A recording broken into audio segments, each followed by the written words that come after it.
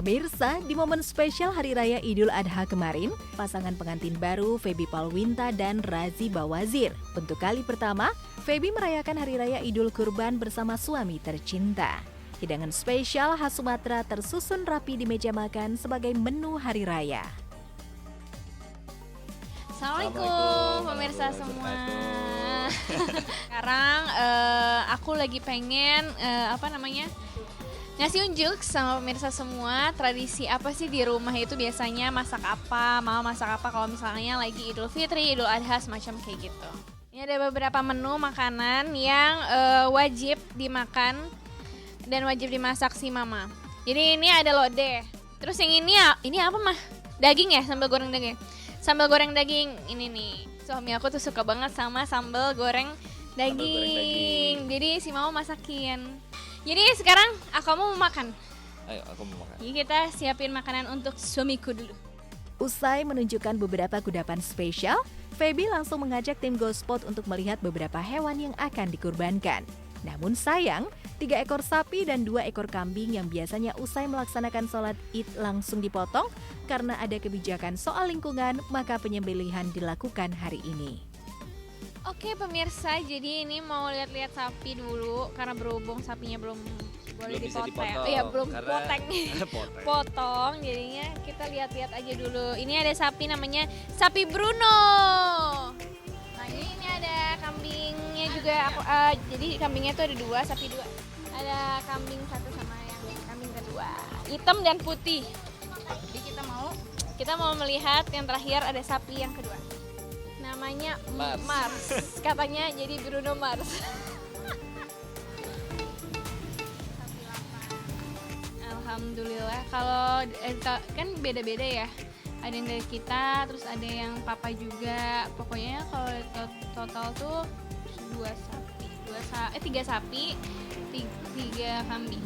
3 sampai 3 kambing.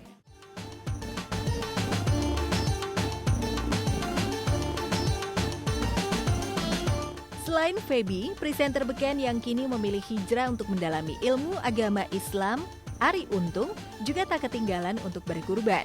Namun sayang, di tahun ini hampir seluruh proses pemotongan hewan kurban tidak langsung dilakukan di hari yang sama. Oleh karena itu, ia pun memilih menikmati momen Lebaran berkumpul dan menyantap kudapan spesial bersama keluarga. Namun sebelum itu semua, Arie memutuskan untuk menjalankan sholat Id di rumah lantaran ia dan keluarga masih khawatir dengan angka virus corona yang semakin meningkat. Pada kesempatan ini, Arie menjadi imam sekaligus khatib sholat Id. Allahu Akbar. Allahu Akbar. Allahu Akbar. Dulu masih ingat Nabi Ibrahim tadinya meminta Nabi Ismail jadi bapaknya itu nggak pernah ketemu. Dari ketemu tapi kalau disuruh susah. Nabi Ibrahim nggak pernah ketemu Nabi Ismail aja. Dari bapak ya. Nabi kita cuma bapak. Wa inna bika minal qalasi wa jununi wa zulami wa syari wa fi samai wa huwa samiul alim. Wa bi adkhilni mudkhala sidikin wa tawaran Allah. La ilaha illallah Allahu akbar. Allahu akbar.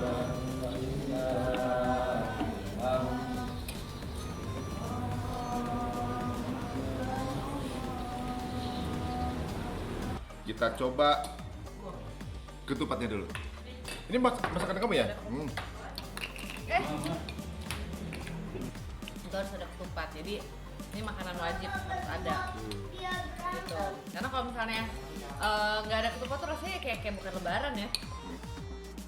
Arie terlihat seperti antusias menunggu momen pemotongan kurban karena tahun ini adalah tahun kedua Arie memotong hewan kurbannya sendiri. Intinya niatnya pengen ada yang ini ya. Iya, salah satu pokoknya pengen ada yang disembelih sendiri gitu.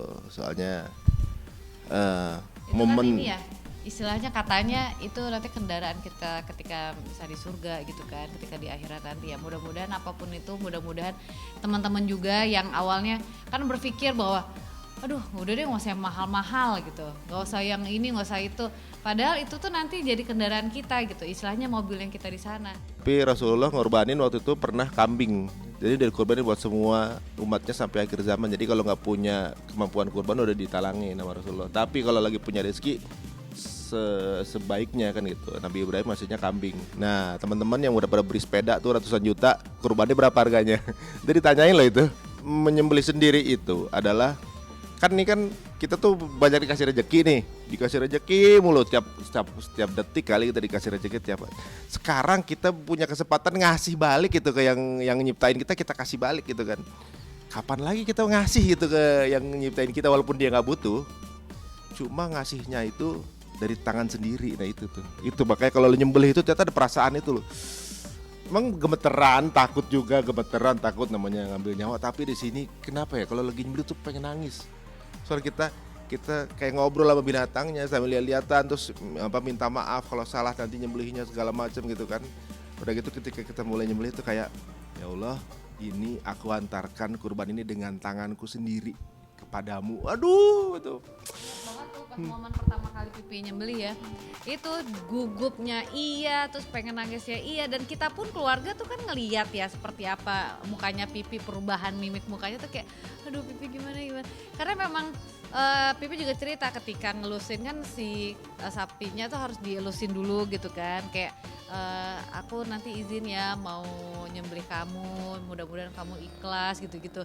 Terus kita juga kan sekeluarga jadi ikutan, iya, jadi aduh sedih banget sih, emang berasa banget ya kesedihannya ya. Tapi insya Allah itu semua akan jadi ini kita juga nanti apa namanya hadiah kita juga nanti di sana gitu kan. Makanya pas waktu makanya orang banyak bilang bahwa dia Idul Adha itu kan perayaan yang sangat maknanya sangat tinggi sekali gitu. Jadi dari zaman Nabi Ibrahim aja menyerahkan anaknya gitu kurban, makanya Idul Adha itu kan namanya hari raya kurban gitu. Kita ngorbanin apa yang kita punya gitu, materi kita punya dengan menyembelih gitu, dengan ini kurban binatang. Nah jadi mudah-mudahan ini jadi kayak apa ya, kita tuh ikhlas gitu untuk nyerahin apapun itu semua gitu. Toh juga ini sekali setahun juga.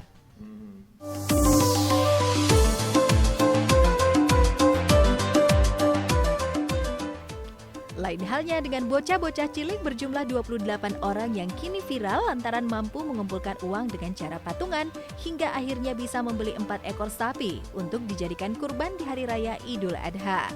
Dan menariknya, dalam waktu 10 bulan, ke-28 bocah yang masih berumur belasan tahun itu mampu mengumpulkan uang dan akhirnya membeli sapi. Aksi itu pun kini menjadi inspirasi dan dipuji banyak orang.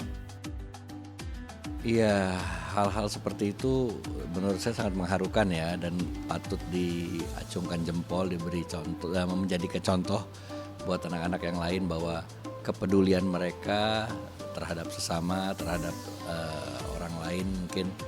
Buat aku ini inspirasi di saat anak-anak lain sibuk main gadget dan asik dengan dunianya sendiri, ini ada mereka yang berhati mulia, mereka masih kecil tapi pikirannya udah luar biasa untuk ibadah. Aku sih salut, aku seneng, aku bangga ikut dengarnya. Ya, aksi inspiratif itu membuat sederet selebriti takjub. Meski dalam kondisi pandemi, mereka mampu berkurban dengan 4 ekor sapi. Sangat menginspirasi karena kondisi saat sekarang ini kan memang tidak begitu bagus ya, dan ini benar-benar menjadi sesuatu yang harus diteladanin gitu. Karena dalam kondisi seperti ini memang tidak mudah kita mengeluarkan duit, sedangkan biaya kebutuhan kita tinggi dan kita tidak ada pemasukan sama sekali. Buat gue sendiri aja yang menurut gue seharusnya sanggup gitu untuk membeli sapi, apalagi mereka gitu, mereka ini masih anak kecil tapi udah bisa pemikirannya untuk menabung, untuk beribadah, untuk amal dengan cara membeli sapi sampai patungan gitu. Itu kan jarang banget, hampir gak ada gitu anak yang mau seperti itu, apalagi orang dewasa kan sempat mikir gitu.